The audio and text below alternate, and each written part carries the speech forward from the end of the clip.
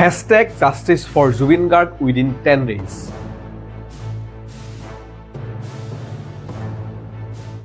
পিছে 10 দিনৰ ভিতৰত জুবিন গাৰ্গৰ ন্যায় সম্ভৱনে? ইতিমধ্যে CIDৰ দলে লাভ কৰিছে জুবিন গাৰ্গৰ ভিসেৰা ৰিপৰ্ট। জুবিনৰ ভিসেৰা ৰিপৰ্টত বহু চাঞ্চল্যকৰ তথ্য। ভিসেৰা ৰিপৰ্টে দিছে তদন্তত নতুন গতি। আৰু এই ৰিপৰ্ট GMCHত ইতিমধ্যে জমা দিয়া হৈছে। কিন্তু এই ভিসেৰা ৰিপৰ্টত কি ওলাইছে? ভিসেৰা ৰিপৰ্ট কি? এই সন্দৰ্ভত আমি এক প্ৰতিবেদন প্ৰস্তুত কৰিছো। এইবাৰ সেই প্ৰতিবেদন আমি আপোনালোকৰ বাবে আগবঢ়াইছো। জুবিনৰ মৃত্যুৰ আঁৰত আছে নেকি দুষ্ট চক্ৰৰ ভয়ংকৰ ষড়যন্ত্ৰ? নে সঁচাকৈ বিহপান কৰোৱাই জীৱন শেষ কৰা হৈছিল জুবিন গাৰ্গৰ? দিল্লী CFSLৰ ৰিপৰ্টে ভেদ কৰিব ৰহস্য। পোহৰলৈ আহিব জুবিনৰ মৃত্যুৰ কাৰণ। সমগ্ৰ অসমবাসীৰ দৃষ্টি নিবদ্ধ হৈ থকা প্ৰাণৰ শিল্পী জুবিন গাৰ্গৰ ভিসেৰা ৰিপৰ্ট গুৱাহাটী মেডিকেল কলেজলৈ প্ৰেৰণ কৰা হয়। শুকুৰবাৰে দিল্লীস্থিত কেন্দ্ৰীয় ফৰেনচিক লেবৰেটৰীৰ পৰা CIDৰ হাতত পৰে ভিসেৰা ৰিপৰ্ট। আৰু এই ৰিপৰ্ট গুৱাহাটী মেডিকেল কলেজ হাস্পতাললৈ প্ৰেৰণ কৰা হয়। এই মন্তব্য SITৰ মুৰব্বী তথা অসম আৰক্ষীৰ বিশেষ সঞ্চালক প্ৰধান মুন্না প্ৰসাদ গুপ্তাৰ। পিছে এই ভিসেৰা ৰিপৰ্ট কি জানেনে? দেহৰ ভিতৰৰ অংগবোৰক ভিসেৰা বুলি কোৱা হয়।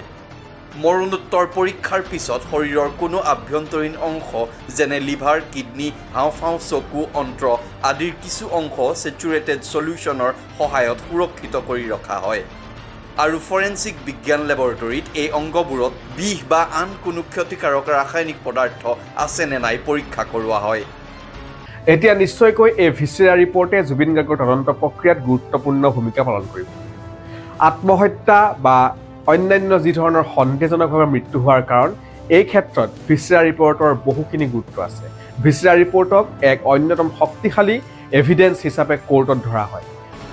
সাধাৰণতে অস্বাভাৱিক বা সন্দেহজনক মৃত্যু যেনে বিষ প্ৰয়োগ, আত্মহত্যা বা অজ্ঞাত কাৰণত মৃত্যুৰ সন্দেহত ভিসেৰা পৰীক্ষা কৰা হয়।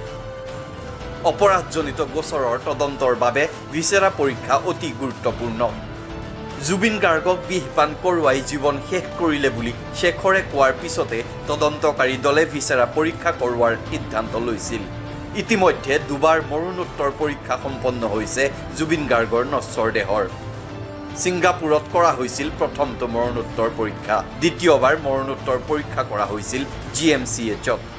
এতিয়া তদন্ত কমিটিয়ে পৰীক্ষা কৰিব ভিসেৰা ৰিপৰ্ট। তদন্ত কমিটিয়ে ৰিপৰ্ট বিবেচনা কৰি মৰণোত্তৰৰ চূড়ান্ত প্ৰতিবেদন দাখিল কৰিব। মৰণোত্তৰৰ চূড়ান্ত প্ৰতিবেদন পালেই তদন্ত প্ৰক্ৰিয়াই লাভ কৰিব নতুন গতি। সেইদৰে ক্ৰিমিনেল কেছৰ ক্ষেত্ৰত ভিসেৰা ৰিপৰ্টৰ তথ্য অতি গুৰুত্বপূৰ্ণ। এতিয়া নিশ্চয়কৈ এই ভিসেৰা ৰিপৰ্টৰ ওপৰত নিৰ্ভৰ কৰিব জুবিন গাৰ্গৰ তদন্ত প্ৰক্ৰিয়া কোনফালে গতি কৰে। নতুন দিল্লীৰ CFL লেবৰেটৰীয়ে জুবিনৰ মৃত্যুৰ ভিসেৰা ৰিপৰ্ট দিয়াৰ পিছৰ পৰাই এই ঘটনাটোৰ প্ৰতি CIDয়ে ইয়াৰ গোটেই ঘটনাটোৰ ওপৰত এটা নিৰ্দিষ্ট দিশ বিচাৰি পাইছে। আৰু মই ভাবোঁ যে খুব কম দিনৰ ভিতৰতে আমি জুবিনৰ মৃত্যুৰ সৈতে জড়িত সমস্ত ঘটনাৰাজি আদালতৰ আগত আমি প্ৰকাশ কৰিব পাৰিম। আমি এতিয়া বহুখিনি কনফিডেণ্ট হৈছোঁ যে এই তদন্তৰ গতি আকাংক্ষিত গতিৰে আগবাঢ়িছে আৰু আমি নিৰ্ধাৰিত সময়ত আদালতক সমূহ খবৰ আমি জনাব পাৰিম। ছিংগাপুৰৰ অসমীয়াসকল নহা বাবে আমি মনোকষ্ট পাইছিলোঁ। অহাকালি 4জনকৈ ছিংগাপুৰৰ প্ৰৱাসী অসমীয়া অনুসন্ধানত যোগ দিবৰ বাবে গুৱাহাটীলৈ আহিব। অৰ্থাৎ আগত এজন আহি গ'ল, এতিয়া 4জন আহিব, 6জন এতিয়াও বাকী থাকি যাব। মই সেই 6গৰাকী অসমীয়াক আকৌ এবাৰ ক'ম যে অসমৰ হিয়া ৰামথু প্ৰাণৰ শিল্পী জুবিন গাৰ্গৰ মৃত্যুৰ তদন্তত সহায় কৰা আপোনালোকৰ লিগেল ৰেছপন্সিবিলিটি, আইনগত দায়িত্ব, আপোনালোকৰ মৰেল ৰেছপন্সিবিলিটি, আপোনালোকৰ নৈতিক দায়িত্ব আৰু আপোনালোকে অসমলৈ আহিব লাগিবই।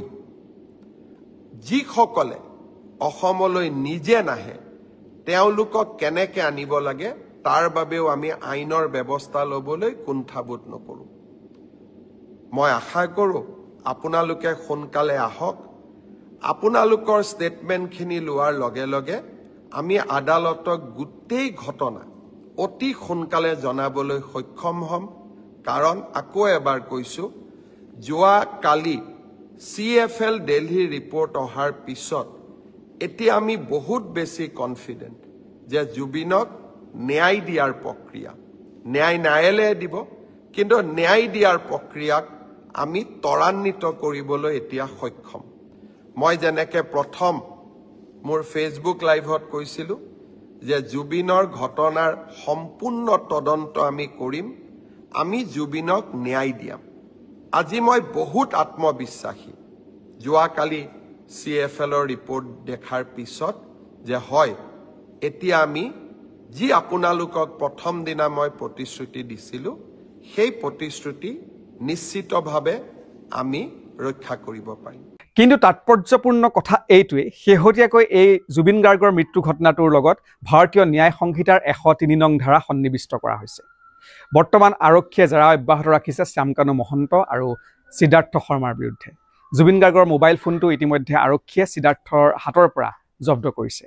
লগতে আন বহু কেতবোৰ নথিপত্ৰ সংগ্ৰহ কৰিছে, যিবোৰ বৰ্তমানৰ পৰীক্ষা নিৰীক্ষা চলি আছে।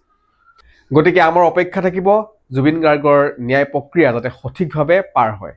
আজিৰ ভিডিঅ' ইমানতে সামৰিলোঁ। পৰৱৰ্তী ভিডিঅ'ত পুনৰ লগ পাম।